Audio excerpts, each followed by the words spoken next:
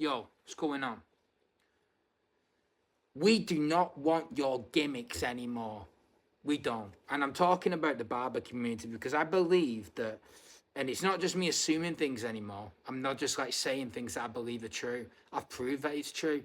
I prove that it's true by what the products I've put out and the reception it's got and how many fucking sales they've got. We do not want your gimmicks anymore. I'm sick of it. A gimmick. Every time you put a fucking product out, it's a gimmick. It's gimmick after gimmick after gimmick after gimmick. Barbers want a nice, slim, ergonomic clipper that feels good in the hands, has a nice lever, is quiet, battery lasts a long time, and can cut well. That is all barbers want. We don't want a fucking battery that comes in and out but doesn't have a charging stand and only lasts an hour or whatever it does or pops in. We don't want wireless charging. We don't want a fat little clipper that looks like a burrito. We don't want a stupid clipper that sets on fire and is the loudest thing ever. We do not want it. And I'm sorry, but we're not falling for it anymore. We're not falling for it. We're not. We're done. We are done. It's over. I ain't paying $200. I ain't paying $250. I ain't paying $300. And I'm not talking about me. I'm talking about the whole barber community. We're not doing it anymore. Why would we do it? We've got a better option from an actual barber who cuts hair. You're buying clippers. Think about this, guys. If you're not buying clippers off me, then this is genuine now. If you are not buying clippers off me, you are buying clippers off a corporation. You're not buying clippers off barbers. And I know some of you are going to comment saying, well, Chris Bessie is a barber, right? Connor is a corporation, right? Connor owns many different barberless companies. And one of the many different barberless companies owns Barberless for Barbers, who are allowed to do projects under the Connor umbrella. That does not mean they get all the money from their collabs or from the products they put out. So when Barberless for Barbers put out the Snap FX, for example, they don't keep all that money, you know. They've got to feed it up. That guy Dennis, you see, he's just an employee. He's literally just a guy he's no different than going to the post office. Oh, no, sorry. It's no different than going to McDonald's and thinking that the guy who's giving you your fries is Ronald McDonald. Yeah, sure, you can ask the guy questions about the McFlurry. Is the machine working today? Do we have Oreo in stock? Can you be able to answer you? Maybe sometimes very eloquently. Still just an employee. He's not Ronald McDonald. He doesn't own it, bruv. That's what Dennis is. And then you've got the little nerds who they've done a collab with just to say we're collaborating with barbers. So they can say it's barber owned. So they can compete with TPOB, the only real 100% barber owned company.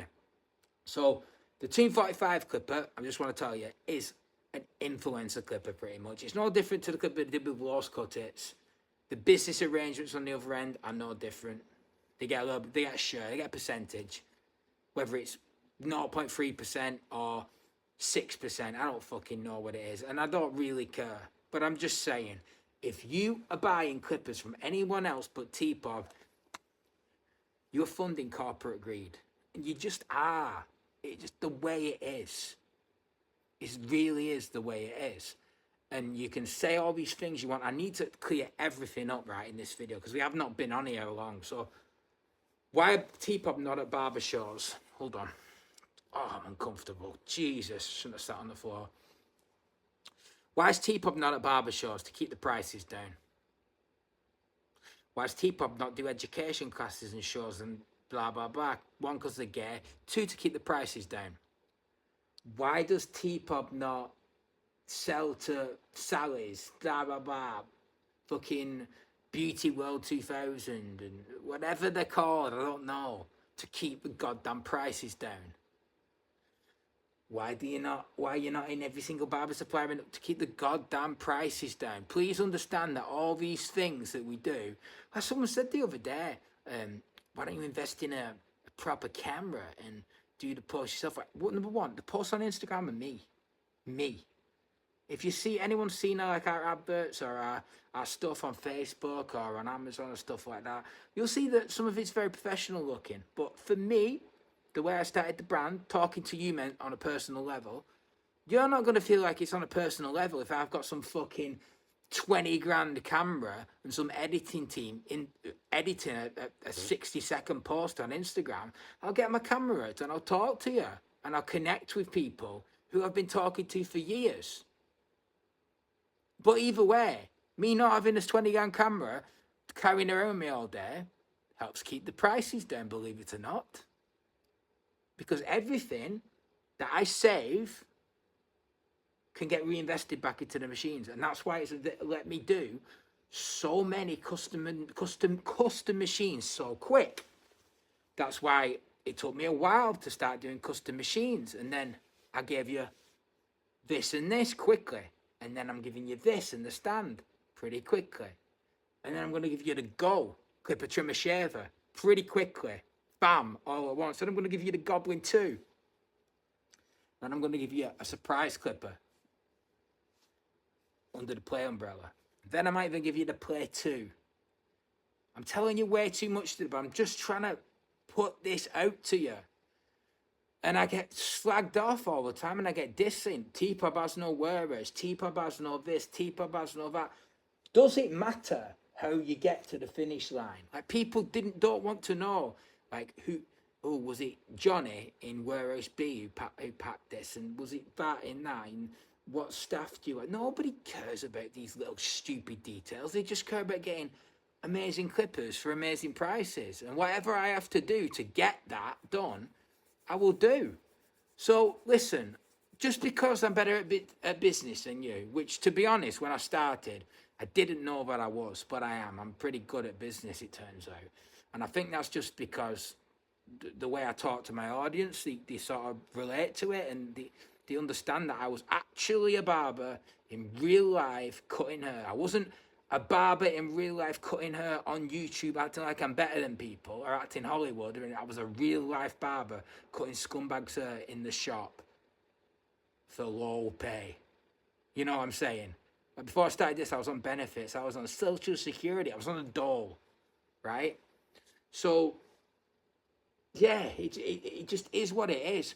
So all of you men, all you Tomb Doc, Bossio, Phil Blender, the wankeroo ones, that shit clipper company that's flopping. Who's that other guy? The weird guy with the beard, spray paint. All you guys who talk personal stuff about me, you're getting whooped at business. I've not even started on you guys personally yet, and I probably never will. Because you're getting whooped at business, and it makes it look even worse when you get personal. It does. It's like, oh, we've completely lost on that side, so now all we got to do is sink low. Like, you're honestly this close to a death threat. Not off me. That's not a threat off me. I'm saying you guys are getting dangerously close to threatening me that way. And that's pathetic. That is pathetic. You're losing a business. Green Mask Man sells more clippers than you. And the only reason Green Mask Man sells more clippers than you is because he knows what the barbers want. It's like even down to your... Right, let me explain this. So, if you look at the play, look at how simple it is. It's really simple. It's a simple clipper, and this is what I wanted to. I wanted a rubber grip, I wanted a thumb indentation, I wanted a nice lever, and just a nice small shape, but not too small, because too small people don't like it. It's really nice in your hand, look. It's the right shape in your hand. So, the mistake that the Babyliss makes a lot, we've done this a lot, we've done this on the new one as well, is the thumb indentation. They have a really deep thumb indentation, right? The one that forces you to put your thumb in that indentation only. Whereas if you have a slight indentation like this, you can put your thumb elsewhere. It doesn't really matter. But the way theirs is deep and like that, it forces you to put it there. And if your thumb doesn't go where it doesn't, which they tend to put it a little bit too high, to be honest with you. Or is it too low? I can't remember. One or the other, they tend to put it in the wrong place. For me, at least.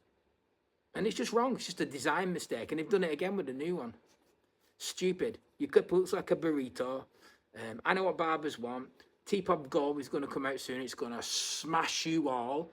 New play colours coming soon. Play charging stand, play shaver, whiteout play, candy floss, pink play.